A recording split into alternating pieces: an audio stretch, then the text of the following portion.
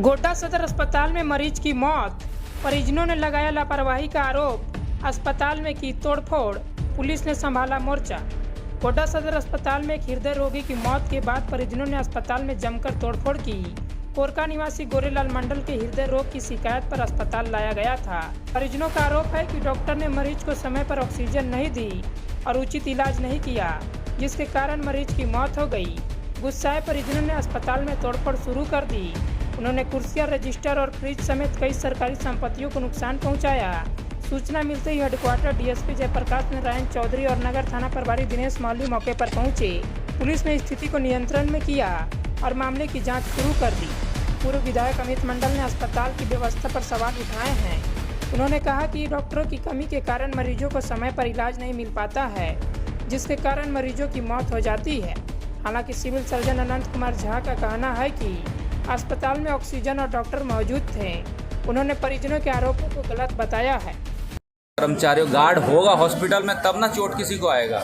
Guard ही नहीं है hospital में। अभी तो हम बयान ले रहे थे कि जो पेशेंट आया उसको संभालने वाला कोई दरवाजे पे नहीं है। और ये जग जाहिर बात है कि सदर हॉस्पिटल में किस प्रकार से व्यवस्थाएं चरमराई हुई है। और सिर्फ गोड्डा का मामला थोड़े नहीं है, पूरे झारखंड में यदि देखा जाए तो डॉक्टर की कमी है। और डॉक्टर की कमी होने के नाते समय पेशेंट का इलाज नहीं हो पाता है। और यहाँ पे भी वस्तु स्थिति यही जो मुझे समझ में आ रही है, मामला यही है कि डॉक्टर का इतना ज़्यादा कमी है। एक डॉक्टर को 20-20 पेशेंट दे दिया जाता है।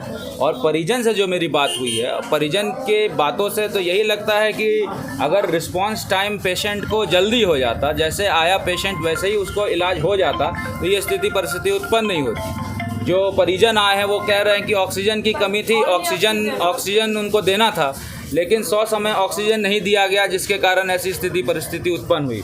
बगल में ही हम लोगों ने ऑक्सीजन का जो है प्लांट लगवाया है। और आप ही के न्यूज़ चैनल में निकला है कि ऑक्सीजन का प्लांट किस प्रकार से फेंका हुआ है बगल में। ऑक्सीजन यहाँ पर उस प्लांट से आ रहा है कि नहीं आ रहा है, ये भी सोचने का विषय है। तो इंफ्रास्ट्रक्चर जो हम लोगों ने बनाया था उसको मेंटेन भी ये सरकार नहीं कर पा रही है। और जो परिजन है उनको मैंने कहा है कि वो लिखित एक जो है कंप्लेन डीसी को दे और सेक्रेटरी को दे, और इसके साथ साथ ये कंप्लेन जो है सीएस को भी दे, क्योंकि इस सरकार में और मंत्रालय, स्वास्थ्य मंत्रालय में मेरा भरोसा बिल्कुल नहीं है। क्योंकि मंत्री बड़े बड़े दावे करते हैं, लेकिन दावा पूरा खोखला दिखता है जब ग्राउंड में बात आती है। तो इसीलिए सारे बातों को देखते हुए परिजन को कैसे न्याय मिले, जस्टिस मिले, और परिजन के साथ यदि दुर्व्यवहार हुआ है, परिजन के साथ यदि गलत हुआ है, तो वैसे पदाधिकारियों पे भी कार्रवाई कैसे हो, इसको लेकर हम लोग वार्ता करेंगे और सही जगह पर सही प्लेटफॉर्म में चीज़ों को रखेंगे। मैंने कहा है कि आप आवेदन बना के दीजिए, उस पर जो संभव प्रयास मेरे तरफ से हो पाएगा मैं निश्चित तौर पर वो करूँगा। और जहाँ तक मुझे ऐसा दिख रहा है कि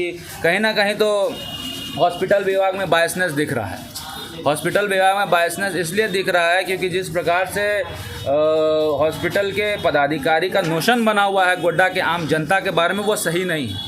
कहीं ना कहीं गोड्डा की आम जनता को जो हॉस्पिटल के पदाधिकारी हैं वो जनता और इंसान मनुष्य समझते ही नहीं हैं। और यही कारण है जो अभी आर्यन जी बता रहे थे, टिपलाल जी बता रहे थे कि यहाँ पर कैमरा को बैन कर दिया गया है। सार्वजनिक जगह में कैमरा को बैन करने की क्या आवश्यकता है? कहीं ना कहीं आप छुपा रहे हैं चीज़ जो आना चाहिए था बाहर, वो नहीं आ पा रहा है। तो